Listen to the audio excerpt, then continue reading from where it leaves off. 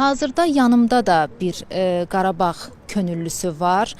Hansı ki o 1-ci Qarabağ müharibəsində şərəflə döyüşüb, lakin vətən müharibəsinin başlayacağını eşidən kimi, ölkə başçısının səfərbərlik elan etməsini eşidən kimi gedib könüllü olaraq yazılıb və müharibədə iştirak etmək istəyib. Həqiqətən bir dövrdən sonra elə bir nəsil yetişdirildi ki, torpaq görməsə də, qeyd etdiyiniz kimi görməsə də, eşitməsə də, necə deyərlər, o abu-havanı hiss etməsə də, elə bir gənclik yetişdi ki, həmin gənclik bizdən də, necə deyərlər, qəhrəman oldu. İnanın ki, zamanında düzgün qərarın verilməsi, müharibəyə başlama əmri qələbənin yarısına bərabər edir. Ordumuz o qədər mükəmməl, o qədər hazırlıqlı və vətənpərvər idi və bu nəticə olaraq indiki gün bunu biz böyük bir şərəflə, qeyrətlə, necə deyərlər, başucalıqla